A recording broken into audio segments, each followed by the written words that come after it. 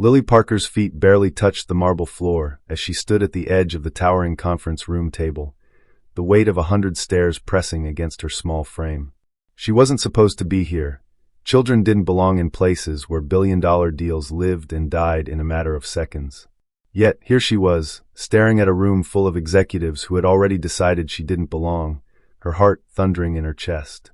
Beside her, her father's calloused hand gave the smallest squeeze. The interpreter had collapsed minutes ago, and chaos had begun to spread like wildfire. If Lily spoke, it would be the most important thing she'd ever say. If she failed, she wouldn't just watch her father be ushered away in embarrassment. She'd watch strangers lose everything they had worked for. She swallowed hard, lifted her chin, and began to speak in perfect Arabic. The conference room had fallen into a suffocating silence. Daniel Parker, still gripping Lily's hand, felt every muscle in his body tense. He wanted to shield her, to tell her they could just walk out and forget this whole thing. But Lily's eyes, bright yet calm, told him she had already made up her mind. Across the table, Victoria Hayes, CEO of Hayes Global Enterprises, had her arms crossed. She didn't like this. Not one bit. It was absurd, entrusting a high-stakes, multimillion-dollar negotiation to a child. But the interpreter had collapsed unexpectedly, and the nearest replacement was hours away. The Emirati partners were growing restless, glancing at their watches, murmuring in their language, words Victoria couldn't follow. Then, without hesitation, Lily began speaking.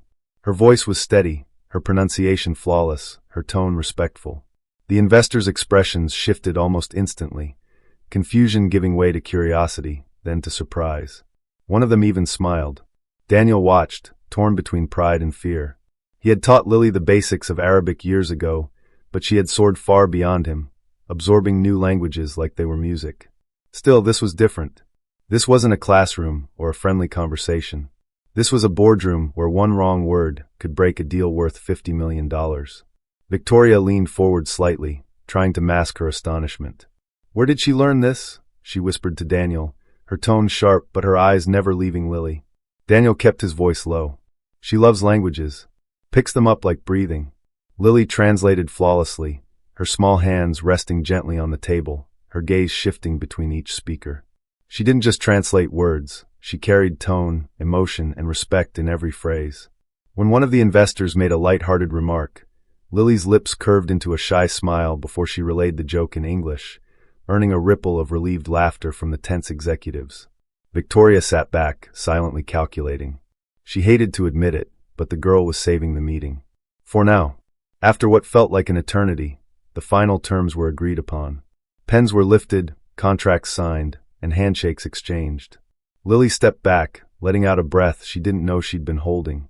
Daniel immediately crouched beside her. "You okay, kiddo?" She nodded, her braids swaying. "They were nice." One of them said I reminded him of his granddaughter. Victoria approached them, her heels clicking sharply against the polished floor. "Mr. Parker," she began, her voice controlled. "That was unexpected. Effective, but unexpected. We'll need to discuss how your daughter came to be in the middle of a corporate negotiation." Daniel stiffened.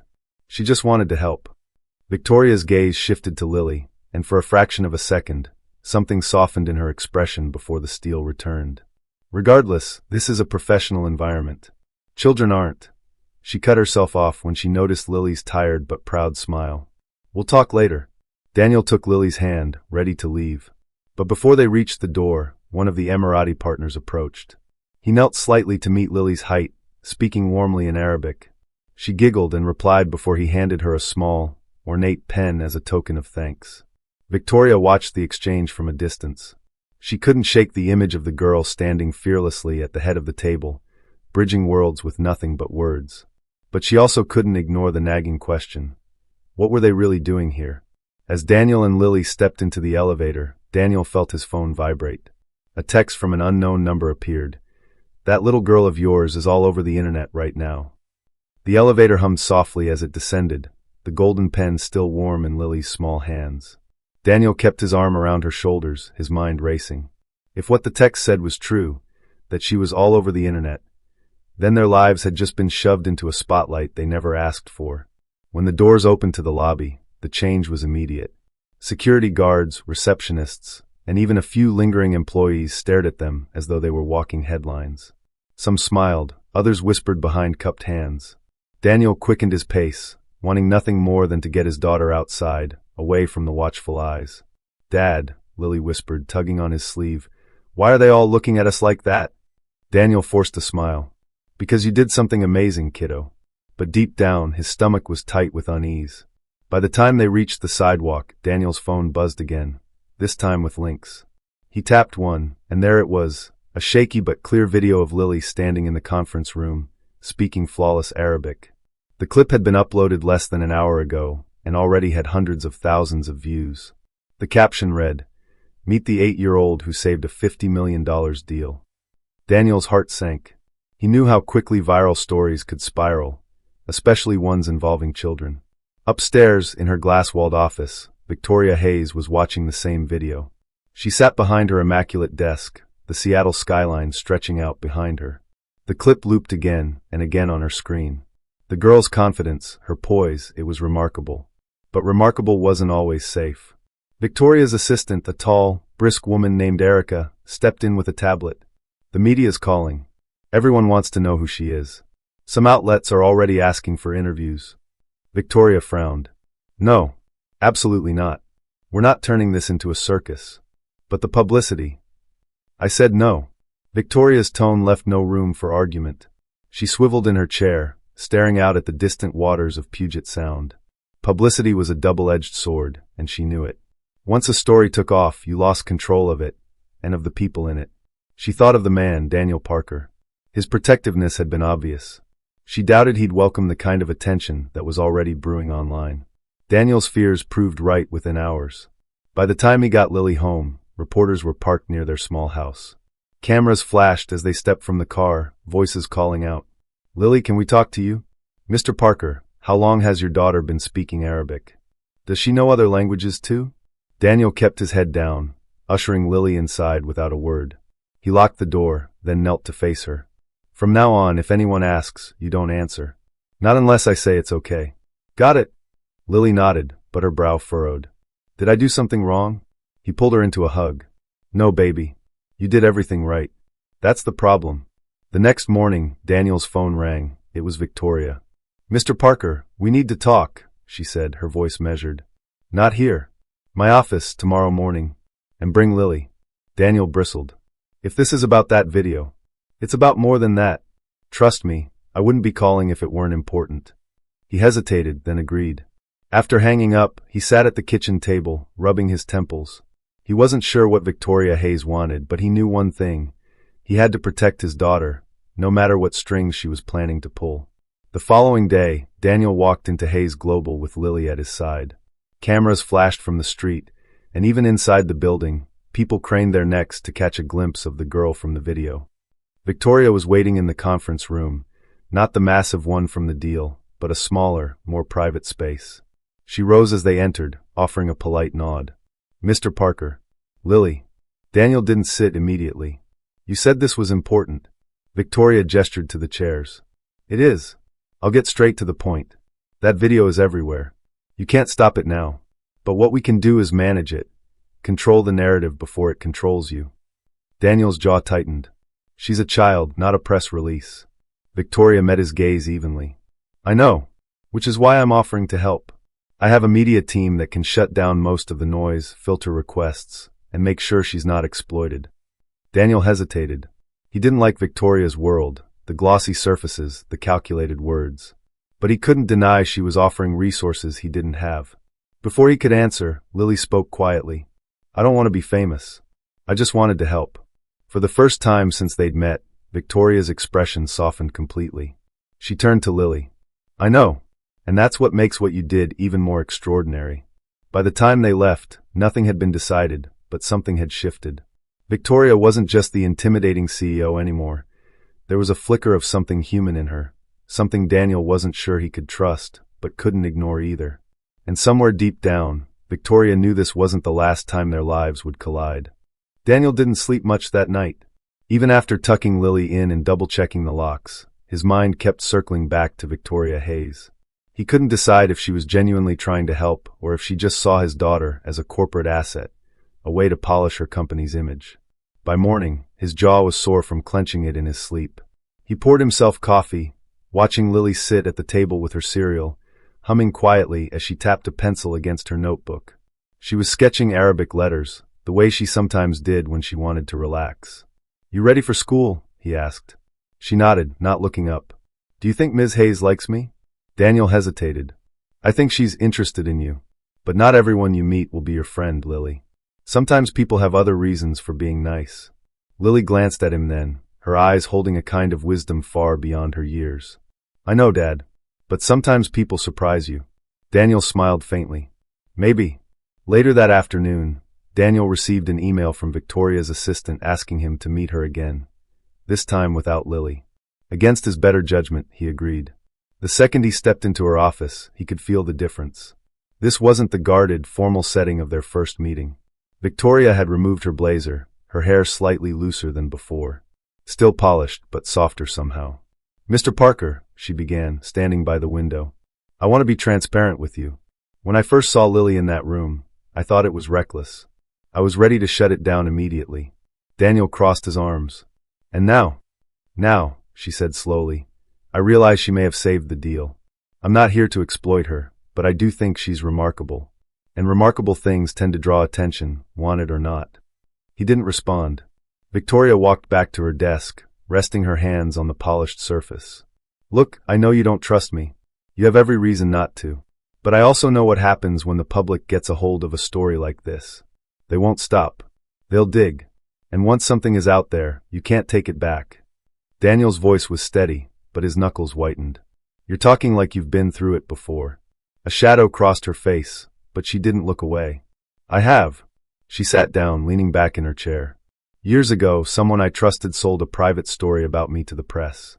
It cost me more than I can explain. My reputation recovered, but my ability to trust people didn't." Daniel studied her, wondering how much of this was genuine and how much was calculated. But there was a vulnerability in her tone he hadn't heard before. "Why are you telling me this?" he asked. "Because I want you to know I understand. I know what it's like to want to protect someone from the wrong kind of attention. And I'm offering to help because I don't want Lily to go through what I did." For a long moment, Daniel said nothing. Then he rose to his feet. "I'll think about it." That evening, Lily came home from school quieter than usual. She set her backpack down and curled up on the couch, pulling her knees to her chest. "What's wrong, kiddo?" Daniel asked, sitting beside her. "Everyone at school saw the video," she said softly. "Some kids said I'm famous. Others said I just want attention. I don't want them to think that." Daniel's heart twisted. "You don't have to prove anything to anyone. You help because you care. That's all that matters." She rested her head on his arm. "I just wish things could go back to normal." He kissed the top of her head. "Me too, baby. Me too." Meanwhile, in her high-rise apartment, Victoria sat alone at her kitchen counter, a glass of untouched wine in front of her. She replayed the video of Lily, not because of the flawless translation, but because of the way the girl smiled when someone made a joke. Genuine. Unaffected. Everything Victoria's world wasn't. For the first time in years, she felt a quiet ache she couldn't quite name. The rain came in sheets the next morning, turning Seattle's streets into rivers of reflected neon. Daniel kept his head down as he walked Lily to school, his hood pulled tight. The reporters were still there, camped in their cars like vultures waiting for something to move. "Don't look at them," he murmured. Lily squeezed his hand tighter, but didn't ask questions. She'd learned quickly. After she disappeared into the school building, Daniel didn't head straight to work. Instead, he ducked into a coffee shop around the corner and called Victoria. Her voice was sharp but not unfriendly. "Mr. Parker, I'll take you up on your offer," he said. "For now. But the moment I think this is becoming about you or your company, we're done." There was the faintest pause before she replied. "Understood. I'll have my team reach out this afternoon." By noon, Daniel was in a sleek, glass-walled conference room with two members of Victoria's media team, a man named Jace with restless hands and a woman named Nina who spoke like every word was part of a script. They outlined a plan, controlled statements, 0 interviews, strategic takedowns of videos where possible. "This will slow the spread," Nina explained, "but it won't erase it. The goal is to frame the narrative before others do." Daniel sat back. "And that narrative is?" "That Lily is a gifted linguist who happened to be in the right place at the right time. Period. No personal details, no invasive digging." It sounded good on paper. but Daniel had lived long enough to know that paper burned easily. Meanwhile, in her office, Victoria was staring at an old newspaper clipping tucked into the corner of her desk drawer. It was yellowed and creased, but the headline was still sharp. Hayes Arison scandal. Trust funds misused. Charity front exposed. The article had been published 12 years ago. She remembered the flashbulbs, the microphones shoved in her face, the relentless accusations. None of it had been true, not the way they told it, but it didn't matter. Once it was in print, it lived forever. She had trusted someone she shouldn't have. And she had paid the price in ways money couldn't fix. Her intercom buzzed. Erica's voice came through. "Ms. Hayes, Daniel Parker is here to see you." Victoria straightened, slipping the clipping back into the drawer. "Send him in." Daniel didn't waste time. "We need to talk about what happens when this dies down. Because it will. And when it does, I want to make sure Lily isn't in your orbit anymore." Victoria leaned back in her chair. "You think I want to keep her here?" "You've been invested," he said carefully. Her mouth curved in something between a smirk and a grimace. "You think I'm playing a long game. Am I wrong?" She was quiet for a moment, then said, "When I was Lily's age, I was already a commodity to the people around me. I don't want that for her." Daniel studied her, trying to read the truth behind her words. "Then prove it." That night, Victoria didn't go straight home. Instead, she drove aimlessly through the city, past the glowing Pike Place market sign, down streets slick with rain. Eventually, she parked outside a small brick building with a faded awning, Hayes Community Center. She sat there for a long time, staring at the dark windows. She hadn't been inside in years, not since the scandal shut it down. It had been her mother's dream and Victoria's first real project. Now it was just another casualty of betrayal. The ache she'd felt watching Lily's video returned, sharper this time. Across the city, Daniel was sitting at the kitchen table, going through Lily's school folder. There was a note from her teacher. "Lily's been quieter than usual. Concerned she may be feeling isolated." Daniel rubbed his face. He thought he was protecting her. But maybe the damage was already creeping in. By the following week, the plan was unraveling. Despite Nina's confident promises and Jace's rapid-fire press takedowns, the video kept resurfacing, on smaller blogs, foreign news outlets, even a meme account that stitched it with a clip of a movie interpreter. Each time Daniel thought the chatter had cooled, a new wave hit. The morning it appeared on a late-night talk show, he almost smashed the coffee mug in his hand. Lily, meanwhile, was caught in the middle. At school, kids whispered when she passed in the hallway. Some asked her to say something in another language, like she was a party trick. Others ignored her completely. One afternoon, she climbed into the passenger seat after school, slammed the door, and said, "I wish I'd never gone with you that day." Daniel froze. "You didn't do anything wrong." "I know," she said, staring out the window. "But everything's different now." That night, Daniel called Victoria. She answered on the first ring. "I told you," he said. "Your people can't control this. I'm pulling Lily out of the city for a while." There was silence, then. "If you disappear now, you let them write the ending." "I don't care about the ending. I care about my daughter." "You think I don't?" Something in her voice made him pause. "Look," she continued, softer now, "I've been trying to handle this through PR channels, but maybe that's the wrong play. Maybe I should tell you the whole story, about why I'm so determined to keep the press off her." The next day, they met at a small diner on the outskirts of the city. It was a deliberate choice, neutral ground, the kind of place where nobody cared who you were as long as you tipped. Victoria slid into the booth across from him, no makeup, her hair pulled back, a gray sweater replacing her usual tailored armor. "When I was 19, she began, "I fell in love with someone who worked for my family's charity. I trusted him, told him things I'd never told anyone. And then one day my face was on every paper in the country. Accusations, half-truths, outright lies. He sold me to the press for a six-figure payout."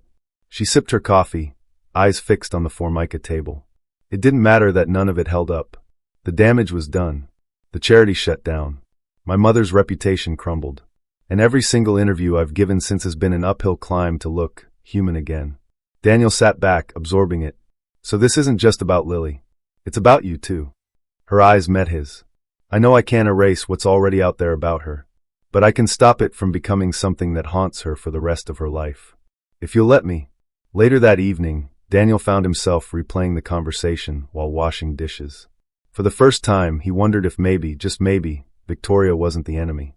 Across town, in her penthouse, Victoria stared out over the city lights. Her phone buzzed with a text from Jace. We've got another leak. International this time. She set the phone down without answering. For the first time in years, the thought crossed her mind that she might not be able to control this one. The first headline Daniel saw the next morning wasn't in English. It was in Arabic. The viral clip of Lily had made its way to the United Arab Emirates, the very same region where she had astonished Victoria's business partners. But the new coverage wasn't just praise, it was speculation. Some foreign commentators questioned whether the child interpreter had been a publicity stunt, an exploitation of a minor for corporate gain. By midday, Victoria's office phone was a war zone. Jace's voice was sharp as glass when he called Daniel. We need to get ahead of this, now. The narrative's twisting faster than we can pull it back. Daniel's jaw tightened.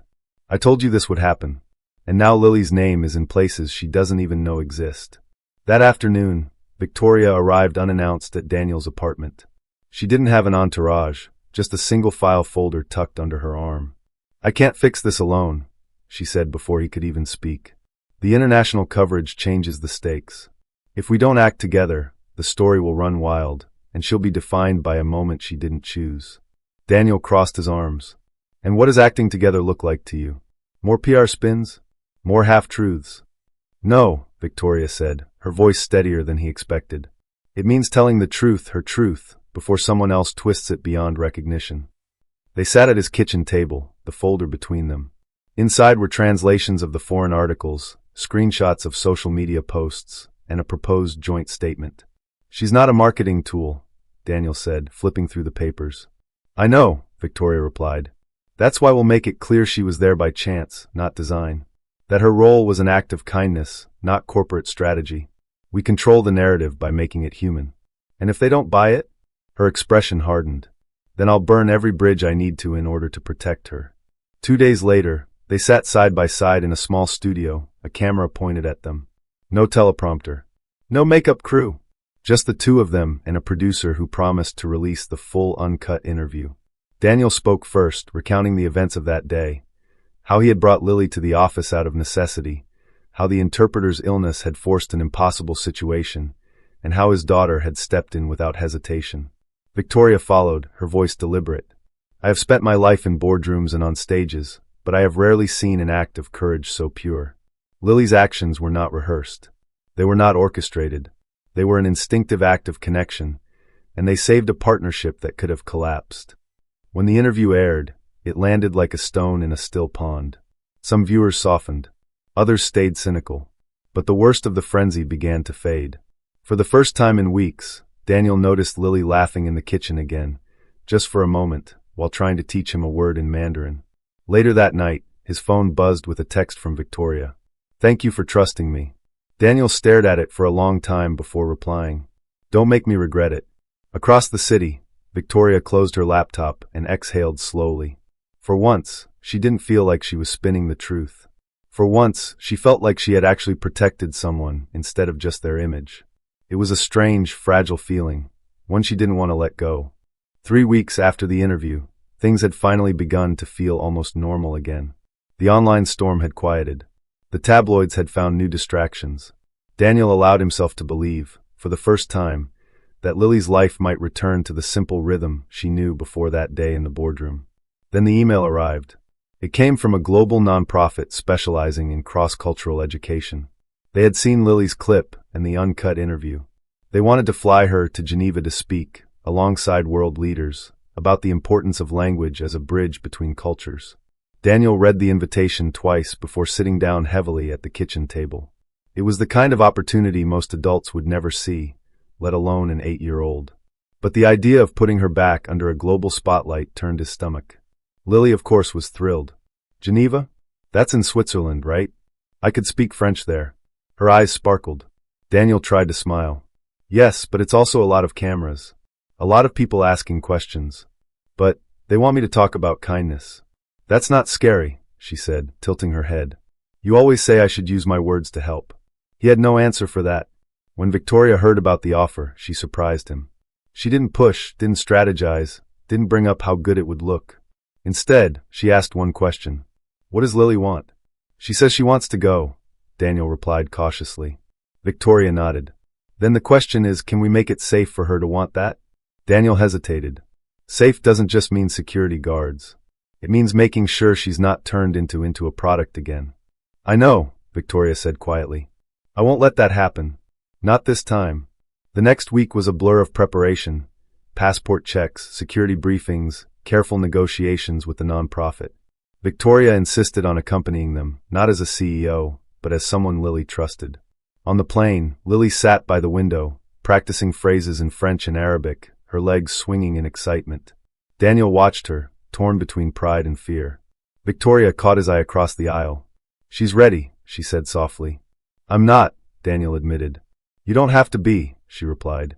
You just have to stand beside her. Geneva greeted them with cold air and quiet streets dusted in early snow. The nonprofit's venue was a glass-walled conference hall overlooking a frozen lake. Inside, banners in a dozen languages hung from the ceiling. The night before her speech, Lily grew unusually quiet. What if I forget the words? She asked, curling into the hotel sofa. Daniel knelt beside her. Then you just tell the truth. The words will follow. Victoria added, and if you get scared, look for us. We'll be right there. The next morning, Lily stepped onto the stage in front of hundreds of delegates. She wore a simple white dress and a small silver pendant, her mother's, resting against her collarbone. She began in English, then shifted effortlessly into French, then Arabic. She spoke not about business or politics, but about how words could carry kindness across oceans. About how sometimes the smallest voices could change the biggest rooms. By the time she finished, there was silence, followed by a standing ovation. Daniel felt tears sting his eyes. Victoria clapped until her hands hurt.